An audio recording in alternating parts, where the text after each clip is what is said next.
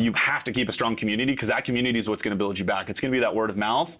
That's what's going to be bringing people in the door, and you have to have a strong community. So I'd say people that build community, people that are willing to grow, and people that are willing to receive feedback. I think those are the three main attributes in like a good team. So you have a passion for fitness and the desire to start your own business, but launching a massively successful fitness business is extremely complex. The systems, operations, hiring, firing, coaching, sales, and marketing are critical to success. Where do you even start? This show will give you the answers.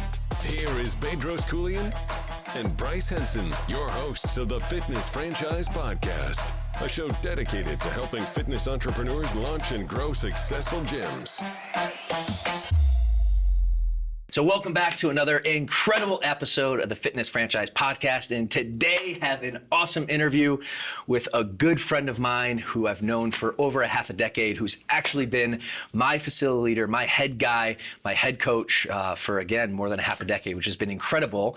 He also has a media and production background, being he holds his bachelor's in communication with a cinema and TV focus. And I always like to say he's a full-time coach, fire-breathing dragon, part-time comedic. So without further ado, Jake Stewart, my good friend, welcome to the show. Thank you so much, Bryce. I appreciate you having me on. It's awesome. Man, this is so awesome, especially how we met, which we'll get into. We got a lot to cover today. Too much.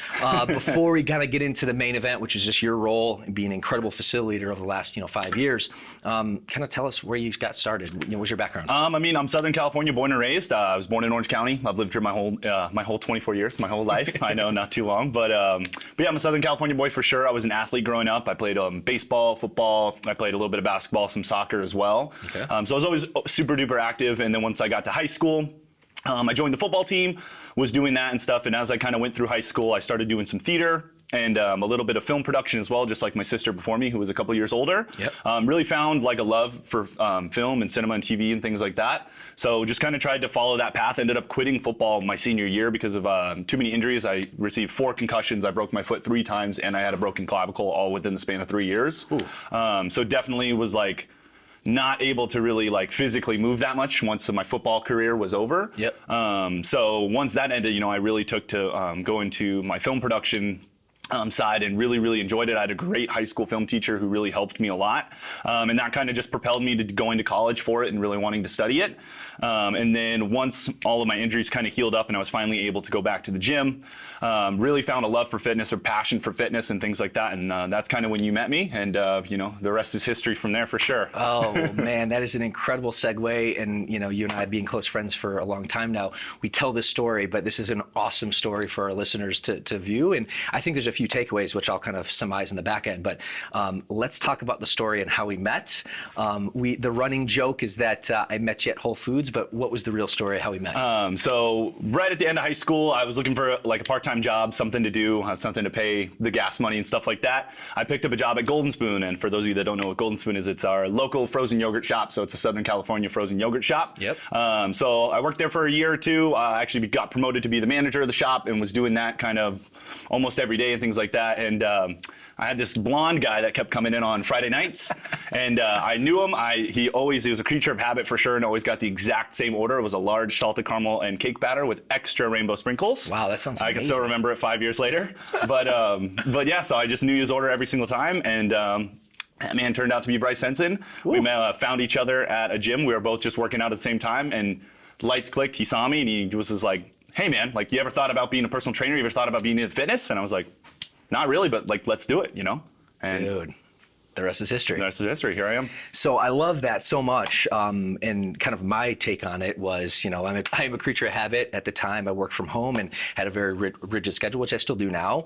But basically, every Friday I get off, and the Golden Spoon was around the lake. So basically, I'd finish, I'd go get some Golden Spoon, and I'd always tell my wife Tatiana, my mom, man, there's this like really nice dude who's like, the general manager of the frozen yogurt shop. Guy knows my name, guy knows my order, like just the nicest guy, like really customer service perspective. So that went on, as we kind of talked about, probably for like half a year. Yeah, it's maybe quite some close. time, Yeah. sure. But it wasn't until what you mentioned in terms of working out at the gym. And at the time, our locations weren't open on Sundays. They are now. But I believe it was like a Sunday afternoon. It was one of those things where I'd seen you in one environment for a long period of time, knowing like the customer service, the personality perspective. But then when I saw you, and you're always a fit guy, even when I saw you then, but the light bulb didn't hit until I saw you lifting weights. And when I saw it, like I literally just remember walking up to you. And at the time, we only had a couple blocks available in terms of coaching. So it wasn't a sizable role. But I remember asking you, like, have you ever thought of coaching? And you kind of took a step back and like, no, not really, but I could be interested. Why? And certainly that led to you joining the gym, getting a couple workouts in, and then kind of taking you through the process. And shoot, man, here we are 5 years later. It's crazy. So time flies. But for me, and I think for the audience back home, like the big takeaway there, and I'm so fortunate. I want to say like I make a lot of mistakes, but obviously hit the jackpot on this one. Is you never know where you're going to find your people, and as we say, I've said a million times before, primarily our business is not primarily the health, the nutrition, the coaching business. Primarily our business is the people business. And I think that's really valuable to listeners at home, especially if you own a gym or you're thinking about owning a gym. Yes, you should follow the proper strategies in terms of Indeed and the social platforms looking for people, but really like the people within your influence that that can make a huge difference. And obviously having known you for that period of time really opened my eyes to the fact of what a great coach you'd be. So definitely, I totally agree there. It's definitely easy to teach certain things and way harder or near impossible to teach other things. And I feel like if you find the right person, you can teach them many things about your business. Yep. And if they have those intangibles like that sociability and things like that, you can't teach that. That's just something you got to find for sure. Yeah, and I think that sings your praises. And we'll probably talk a little bit about like the personality test and disc profile. I know you rate very high for Parrot, which is the interactive, which is basically that social butterfly, if you will, which obviously makes a huge difference from our clientele being in the people business. So we're going to get to coaching and kind of your value there in a second. But something that you mentioned was your theater background, and I teed that up as well. And it's interesting when I take a look back. My three probably best coaches of all time, you being one of them, have had a theater background. So can you tell the audience just a little bit about like how that came to be? And I'm curious to talk a little bit about your experience and kind of what you learned there, but then specifically how you've applied that to being an incredible facilitator and head coach. Well, first and foremost, I took theater just as a just general elective in high school. I didn't really think much of it. I was like, easy A. Go do a play or whatever, the one play in the year, and ended up being like super involved in it because I freaking loved it. It was awesome. It got me out of my shell because I used to be like not the talkative person that I am today. It definitely helped me break out of my shell and just become more sociable. It helped me like gain confidence in myself and things like that. So I really took to it and I became like an avid theater geek, which was funny because I was definitely I was playing both sides because I was the football kid for sure, but I was also the drama nerd for sure as well. Which I think is so funny because I look at you being like the football jock, right? Yeah, and that's what most people would think, and of course that's all the roles I played and stuff when I was doing theater and film was always the jock or the bully or something. But it was just like a great time and stuff, and I really took to it in high school. Like I said, I did it my freshman year just as an elective. Yep. Picked up doing screenwriting my junior year, so I took a year off from doing theater and just played football. And then I did theater my junior year, and I did my screenwriting class, which is where we wrote screenplays, and I was actually able to write a one-act stage play. Okay. I wrote it with actually one of our other coaches who I know from high school back in Mission Viejo. His name's Austin. Nice. Me and Austin wrote the play together, and it was one that was performed by our school. And that was just really awesome to see, to write the play, like be involved in it, and then also act in the play as well. And then on top of that, I did my film production class the next year where we put together like feature films and things like that. We had a really developed film program at my high school, which really helped me and really helped develop my film skills. Okay. And then also followed up, went to Saddleback College, the JC. Took some film classes there, got my associates in film, and then moved on and did my bachelor's degree at Cal State Fullerton. So I also took film classes and stuff there. So interesting. So now kind of connecting the dots, like how do you think that's helped you on the coaching floor? And the reason why I mentioned that, I'm thinking of another coach as well who, again, theater background and all that, and there's just some similarities I see in terms of, the ability to intertrain, right? Mm-hmm. So that's kind of leading the witness a little bit, but from your perspective, like what were the big takeaways or correlations of what you learned in that capacity and how that served you on the coaching floor? Well, just generic like public speaking skills for sure. Like one little helpful trick that I always say, and I know that you were just picking up on this just a couple of weeks ago, is one thing you learn, the first thing you learn in your first day of theater is to cheat out. So meaning that like you're always facing the audience, you're always talking to the audience, you're never back turned to the audience. You never want that because no one wants to go see a play to just watch people's backsides. You want to see the front side, you want to see their emotion, you want to see all of that.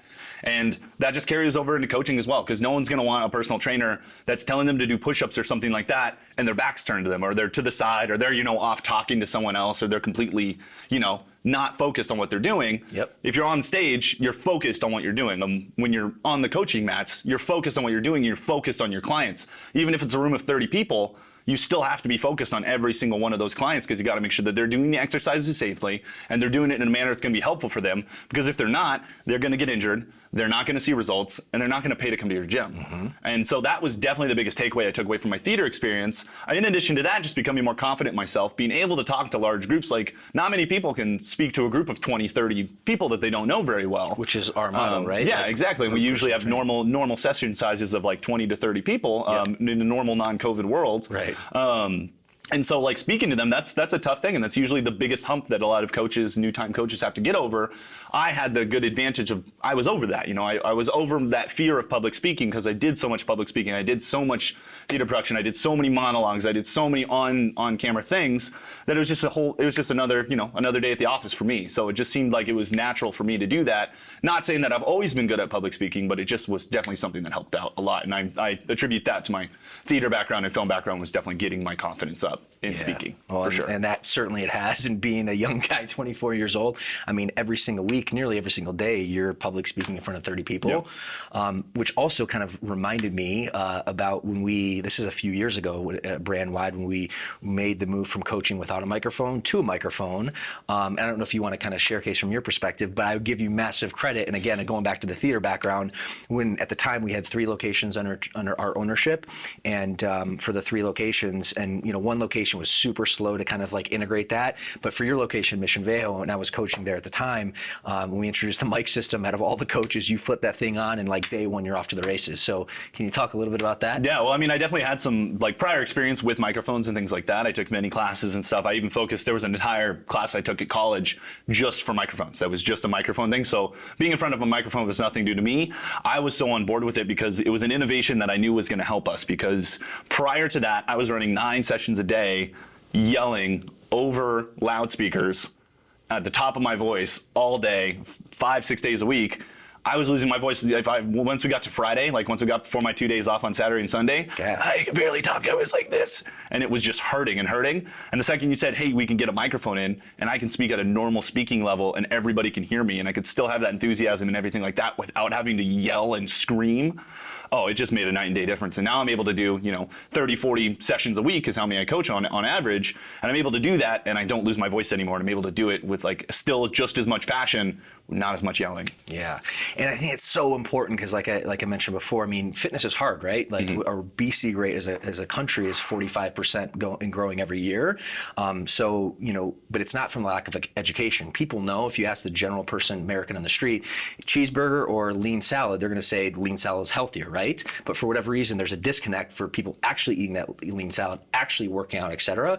So you really need not only to train them, but you need to provide the entertainment value and train them, is what we like to say. So can you talk a little bit about, kind of your focus and why you've been successful, not only coaching clients, because I'm going to talk a little bit about the experience, the challenges that, clients interact and how you support them, but more like the entertainment value. Definitely. And I can say the reason, or at least, and this is just coming from me personally, the reason I feel like we've been so successful at my personal location and myself specifically, is that we just provide such a fun environment, so often you hear about people that, like, when you take your average middle-aged woman or man who comes into a gym, not confident in themselves, the last thing they want to do is to be put down.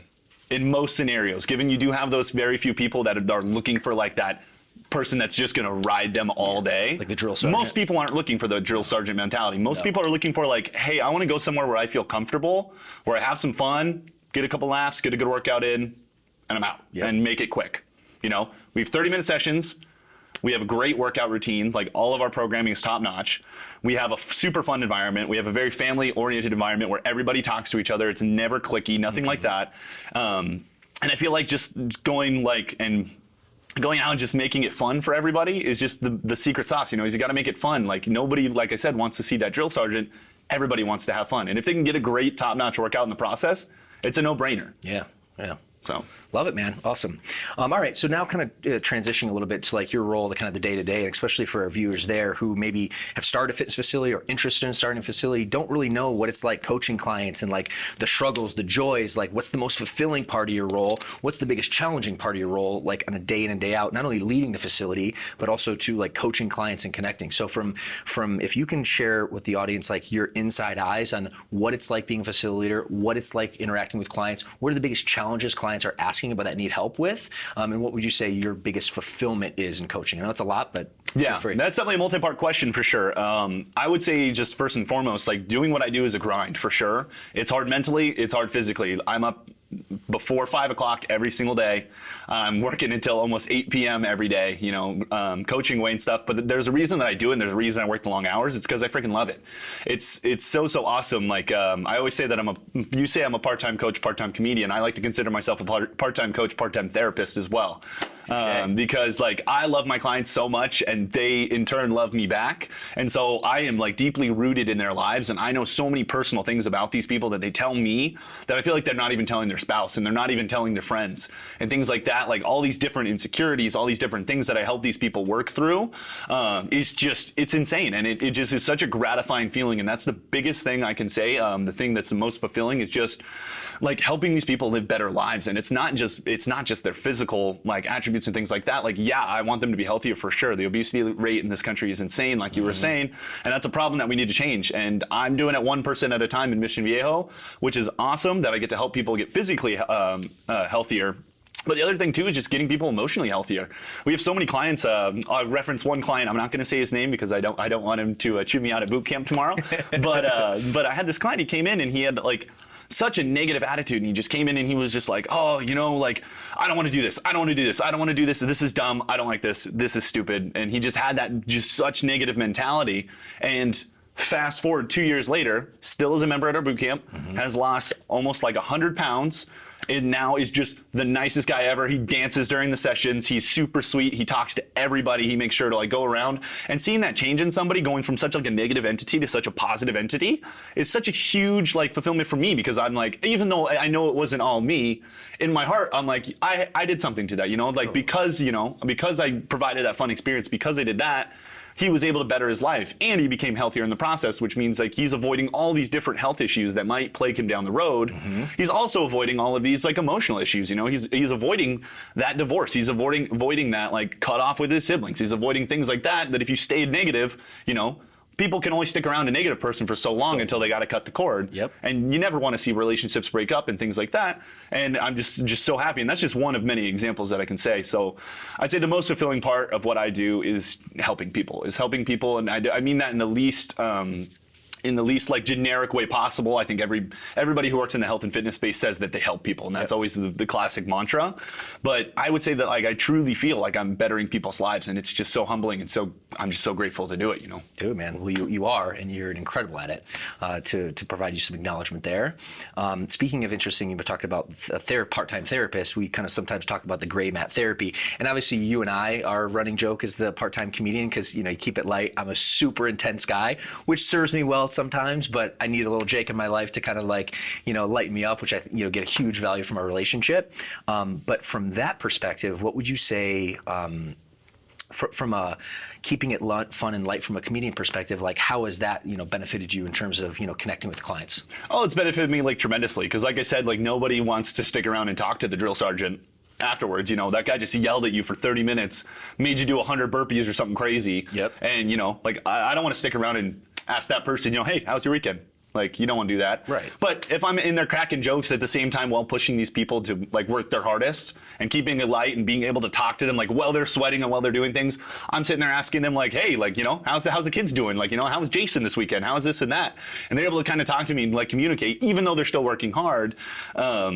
I would say just keeping it light just helps like in that aspect so much, and it just kind of it just helps you build closer relationships with people, because like I said, like nobody wants to be around a negative or like super hardcore entity all the time.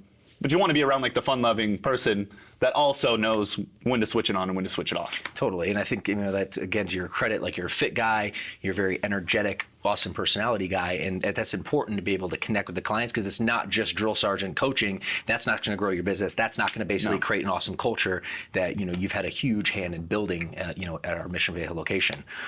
That said, now I'm going to, kind of take the audience down a path, because, when someone's looking to open their own fitness business, they have to hire a team, right? And you have plenty of experience working on a team.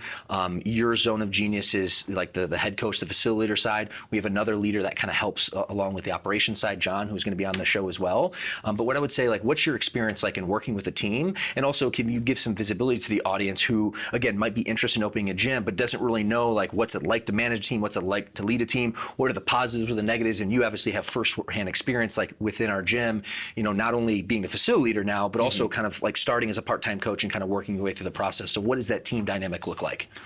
So when it comes to like finding like the good team, and I think, and this is no knock to anybody that's ever like worked for our location specifically, but I think that we're finally at a point where we have, I don't want to say knock on wood, the perfect team, where we have people that like complement each other so well. Like you say, like for me, on the community building side, where I keep it light, I keep it fun, I provide like a good experience.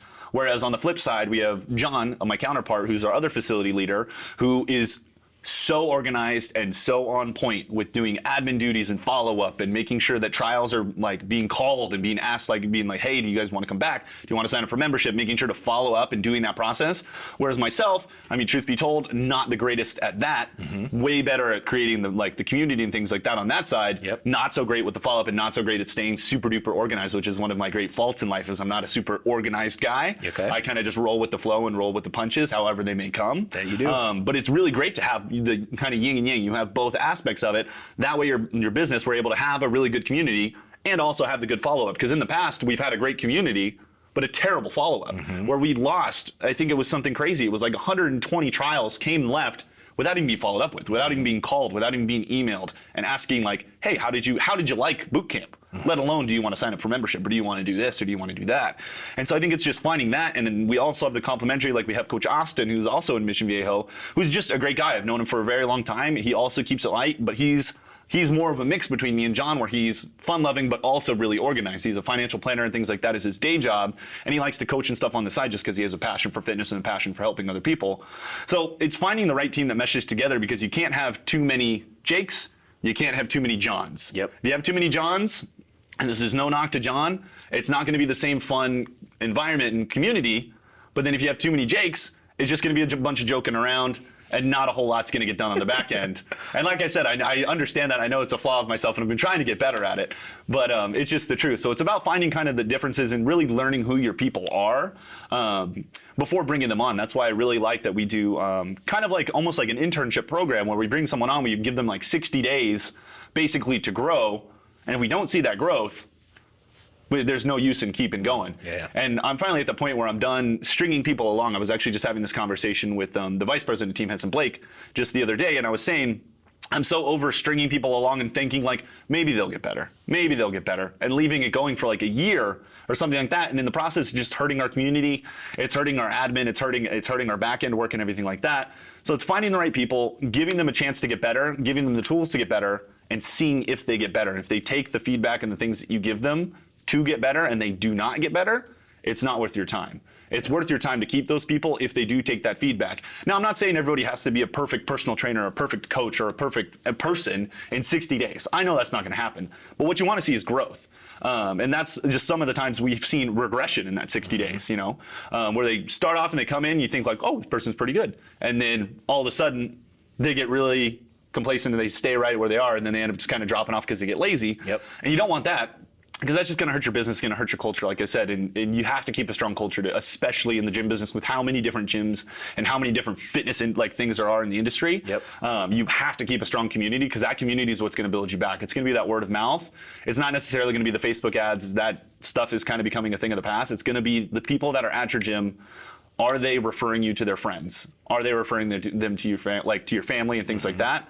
That's what's going to be bringing people in the door, and you have to have a strong community. So I'd say people that build community, people that are willing to grow, and people that are willing to receive feedback. I think those are the three main attributes in like a good team. Dude, that's a cute, great answer and gives so much insight to, I'm looking back for me like 15 years ago or even before 10 years ago, if I'm trying to open a facility, that knowledge that you just laid out is gold, because obviously it's been a lot of trial and error. And also too, the power of the franchise and working with you and our other leaders at different locations, and what you kind of refer to as the onboarding process that we've created part of our franchise. And that's certainly a value of a franchise system, because, you can just come in from day one with all the trials and errors kind of already built out, because, the system provides that. So that all said, appreciate that insight. Next up, I want to give the audience some insight on how to find a Jake and really what makes Jake tick. And the reason I'm asking that is, fitness is a demanding job, being a coach, et cetera. Thankfully, we've worked together for such a long time, and I feel like so blessed. Not only are we work colleagues, business partners, but also like very close friends.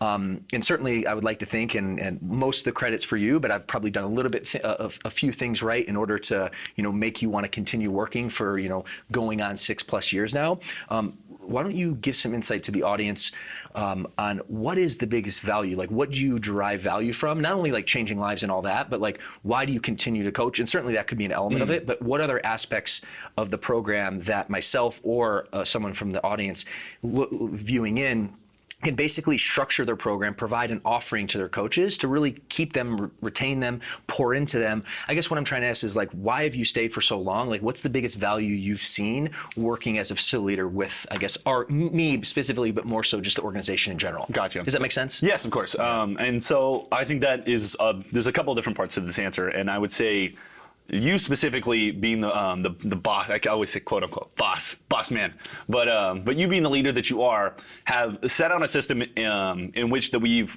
changed a lot. Like, we have changed significantly from my day one to my now like day like 3,000 or whatever we're at this point, has dramatically changed. And as you've known over the past, like, we have evolved and gotten better, and we do the changes to get better.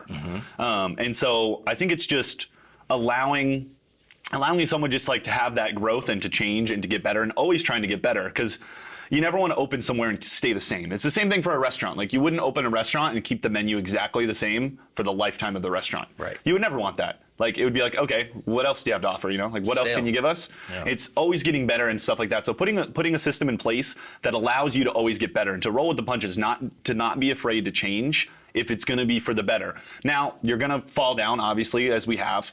We've made changes that we've regretted, or that, well, actually, there's been no changes that we've regretted. I think there's been changes that we've learned from. So learning from the changes that don't work, and then really capitalizing on the changes that do work, is definitely one of the biggest things, I would say. Also, just an opportunity for me to grow. Because, I mean, like you said, I started just with like 1 to 2 days coaching a week, like very, very minimum for sure. I was working at my frozen yogurt shop. I was going to school. I ended up quitting the frozen yogurt shop after like 6 months of doing both, because I really thought that like fitness was kind of the way that I wanted to go for sure, and I still feel that way. So it just kind of allowed me like the opportunity to grow and kind of raise up in the ranks and things like that. And eventually I've worked my way up now all the way to facility leader, which I mean is pretty high up. And I mean, there's still even more room to grow, like in terms of if I want to open my own location and things like that in the future, and you've given me all the tools to do so. So putting something in place that like gives people the opportunity to grow, because like I said, you never want to stay the same. So that includes like just your front desk person should have an opportunity to grow at some point, whether that be moving from just being like your basic front desk like concierge or something, to becoming like an admin, and then moving from becoming an admin to becoming like something higher up, or something higher up, is always providing that opportunity to grow, and then finding who fits where. I think is also the other like great thing, because there's somebody that might think that they're a great coach, but it turns out they're a much better admin than they are a coach. Yeah. And it's about making sure that that person understands that it's like, hey, you're like not the best coach, but you're a fantastic admin. So I would like to keep you on that side. And it's putting them in the right spot, because if you just keep them as coach because that's what they want to be, your business is going to struggle. They're going to struggle because they have this false sense of like, oh, I'm this awesome coach. But in reality, that's not the case. Yeah. Well said. And the comment that came to my mind was, potentially you have teammates that are in the right bus, but just the wrong seat in that bus. Yes. And then, but being able to differentiate between that situation and then also another teammate who just might be on the wrong bus. So there's still a little bit of art and science to that, but I appreciate that insight, because that's super valuable. And like I said, I feel blessed for a million reasons on, our ability to work together. But I think there's a lot of value there of that insight. So that way our audience can kind of, pick up on some some good markers on what to do, what not to do, like what to focus on. Obviously, from your perspective, being able to provide a growth opportunity is high on the list. Yeah, definitely. All right, so kind of unpacking this box, 30,000-foot view, like your experience, all your success in coaching. You talked about your client relationships, where you've excelled, some of your weaknesses, et cetera. What would you say, kind of big picture, is your zone of genius? Like, why has Jake Stewart excelled to the way you have? I think my ability to roll with the punches, like I said, has definitely allowed me to succeed. Because I roll with change, I roll with things. So like as things change or as things come up, I roll with it without getting stressed out. I used to be a super stressed person, and I was always really stressed out about things. And I finally just decided, like, you know what, like, I'm too good to be bad. That's what I always say, is like, I'm too good to be bad, because like, why put yourself down? If I put myself down, it's going to put you down. If you're down, Ed's going to be down. If Ed's down, then everyone's going to be down. There's no point. It just kind of like grows like wildfire. So, just try to be too good to be bad. And I'm not saying you got to just fake it till you make it, fake it till you make it, but like, just try to figure out the positives of it. If something goes wrong, roll with it, learn from it, whatever you can do, but don't sit there and dwell on it. Yeah. There's no point in sitting there and dwelling on the bad stuff. So I'd say like, that's what I think sets me apart, is my ability to just kind of like push past the bad stuff, find the good in it, and just keep rolling with it and making the best out of any situation, whether it be a good or a bad situation. Yeah, that's so valuable. And one of our core values is embracing and drive change from our location and franchise perspective. But you said it best. In my experience, in our experience, I mean, in your own words, your zone of genius is being able to roll with change. I would say human nature in general resists change, right? Mm-hmm. So I would say from the outside in, outside eyes looking in, that's probably the biggest challenge for me in terms of, growing a team. Because like I said, man, you are the easiest guy. We roll out a change as long as it makes sense, right? Like you're on board. Yeah. There's been a couple times where it didn't, so we kind of talked that through. But for the vast majority of the time, the big call to action for viewers back home is making sure that you are open-minded, looking for people that are adaptable, that are growth-minded, that are willing to change. To Correct. your point. So. Yeah. All right, my friend. Well, I wish I had you forever. Unfortunately, I know you probably got to go back and coach later today, so our time is kind of winding down. So I have a little bit of lightning round, if you will. I've been preparing for this one. Good. Well, first and foremost, I mean, you exude passion, right? What would you say, you're most passionate, something that you're most passionate about, today in your life? I would say the thing that I'm most passionate about is definitely my fitness, and that's just me personally. It's something that I've used to be a stress reliever. So all that stress that I've built up over time from being too good to be bad, it does build up the stress. And, I do crack. Like, I'm not a perfect human being by any means. I do crack. And shoot, just last week, my girlfriend was like, dude, what is wrong with you? And I was just like, all the stress has come down on me. This is like, I just need like 10 minutes, Yeah. I need 10 minutes to just cool down. But that doesn't happen often. And it doesn't happen often because I'm able to just kind of work out the stress, like I spend time in the gym, and that's my me time. That's the time that I like decompress and things like that. And that's why I stay super passionate about it. And I love it. And I know it's something you can always get better at. And I love that. And I love challenging myself. So that's definitely my biggest passion in life, for sure. Heck yeah, man. All right, next up, prior to all the success that you've achieved, and man, I can't believe you're like young to mid 20s and have cranked away, become such a predominant factor in our company. But before all that, looking back at your younger self, what would you say would be the one thing that was holding you back, and how'd you overcome it? I think the one thing that was holding me back in my younger days, shoot, like you said, I know I am very young, so my previous experience to like Fit Body was like high school. But I will go back to high school, and high school is a time in people's lives where they do struggle a lot. That's typically when, like, you deal with bullying, you deal with this, you deal with that, which is a big problem and stuff. And I dealt with it for sure. And there was like a lot of different things that I got picked on and things like that. And I was trying to people please. There was a point in time, like I'd say between my freshman and junior year of high school, where I was trying to people please way too much. And I was trying to be that cool football guy. Like, and it just, looking back, it just seemed so fake. It was so fake and it was so bad. And like, I was wondering why like my quote unquote good friends, like, were never inviting me places, or were never, like, I was never like going to hang out with them and things like that. Mm-hmm. It's because I was being fake and I wasn't being myself. So I think like right around that time between like my senior year of high school and my freshman year of college, I learned to just be myself. I learned to be the goofy, movie quoting, just fun loving guy that I like truly am, and that I was behind the scenes, but would never show people because I was worried they would think I'm like a geek, or they think I'm like stupid, or you think things like that. And so once I made that kind of switch to just like, I don't care what anybody else thinks of me. I'm Jake Stewart, and that's who I am. And like, I'm going to roll with it. And if people don't like it, I'm not going to associate myself with them. And if they do like it, which most people do. Many people do. Yeah. Not to toot my own horn, but most people do. But yeah, and then like, it just has allowed me to be like, again, just become a better person. So. Awesome, man. Definitely. All right, next up, you are in the business of giving, being a coach, a facility leader, a head coach, et cetera, of giving good advice. Mm-hmm. What would you say is the best piece of advice that you've received, and why? I would say it came from my high school film teacher, and he told me to be myself. That's that senior year when I really broke out of my shell. And he told me to be myself, which sounds like a really generic quote, but the reason it resonated so well with me because he was somebody who was in my life for 3 years of like the hardest years of my life was going through the bullying and doing all the different things that, you know, high school puts you through. Yep. And so it really just stuck with me. And that's like really what helped my life change and what got me to where I am today is just telling me to be myself. And I know Viejo says this all the time is be unapologetically yourself. Never apologize for who you are as a person. Be yourself. If you have a view, stand on that view. Like that is your viewpoint, that is your belief, and no one can tell you differently. So just kind of hold on to those beliefs and like stand for something, because if you don't stand for something, you won't stand for anything. Love it, man. All right, I got a few more in the rabbit hole. Next up would be, especially in fitness, I feel it's not easy, but it's simple, right? Work out 3-4 times a week, drink water, have your nutrition, and ultimately your body will change, but a lot easier said than done. It all comes down to habits. So what would you say would be a habit that you've picked up that's really benefited your life, and why? I think a habit that I have that has benefited my life, and I've just recently taken this up, and this is like a very recent thing just over the last couple of years, is to challenge myself every day. And so like I said, like I usually am hitting the gym and working out and challenging myself physically like 5-6 times a week. But on those days that I'm not challenging myself physically, I try to challenge myself mentally. And whether that be like challenging my faith, like looking to God and like questioning my faith and making sure that I'm still like following in my faith. It might be challenging myself to make my girlfriend like happy, to make her like happy and make sure that I'm still giving my relationship like all that it needs to be so that our love continues and things like that. It doesn't necessarily just have to be a physical challenge, and it could be a mental challenge, it can be an emotional challenge, but I try to challenge myself day in and day out, whether it's to learn something new, whether it's challenging myself physically, like I said, is definitely one of the best things I think I've ever found, because it just allows me to grow every day, whether it be literally growing in strength physically or growing in strength mentally or emotionally. So. Copy that.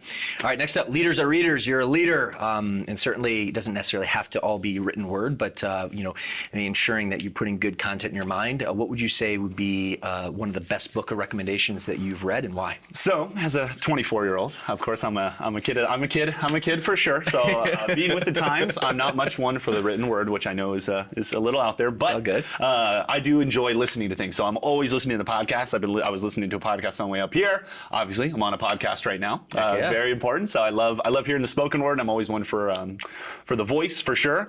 But I think the best thing you can do, and this is going to sound extremely generic, but you have to look past the generic side of it, is the Joe Rogan podcast. And the only reason being the Joe Rogan podcast is because he does things in a way that brings on so many different people from so many walks of life, from so many different specialties. He had an astrophysicist on a couple of weeks ago, and then yesterday he had like just some comedian on. It was just some comedian. They were just talking shop and stuff. So he was going from talking about like quantum mechanics to talking about, like some stupid thing that happened last week and things like that. So it's just something that really challenges your mind and challenges your beliefs, because he has so many different people on there that have such polarizing ideas. He has people from the right wing of the political spectrum. He has people from the left wing of the political spectrum. He has people that believe the earth is flat. He has people that believe the earth is a triangle. Like whatever it is, it's all these different things, but it just really challenges you to kind of sit there and think like, oh, like I never thought of it from that viewpoint. And I think that's so important in today's society, and like not to get too like preachy here, everybody just picks a side and rolls with the side, whether that be anything. It could be like faith-based, it could be political-based, it could be anything. People pick a side and they say like, that's my vantage point. But when you think about it from multiple different avenues, your mind opens up in a completely different way. You're able to see it, and who knows, like your mind might even change. And I'm not saying Joe Rogan's going to come out and change your mind, but he just kind of gives you so many different topics that just allow you to kind of open up and think of things in different ways. So I think that's one of the best things that you could go and listen to or watch. Yeah. I love it, man. I'm Joe Rogan. I'm coming for you in terms of the number one podcaster in the world. But no, man, I love Joe as well. So yeah, good stuff there. All right, my friend, last piece of, question for the hot seat would be, we've had an awesome conversation, dropped a lot of value bombs on Fitness Franchise Nation. What would you, say would be your parting piece of wisdom for Fitness Franchise Nation, interested in fitness, haven't really pulled that trigger? What's your best advice and why? I would say be different. In this current fitness space, there's so many different things that all give you the exact same thing, and everybody's fighting for results. Every gym, whether it be CrossFit, whether it be FitBody, whether it be just a 24-hour fitness, everybody wants results, and that's what people are paying for is results. But the way to get people to stay is by creating a fun environment, creating a culture, creating something that sets you apart. And I'm not saying you have to do something crazy with kettlebells to make you so different, but just be the gym that people like to go to.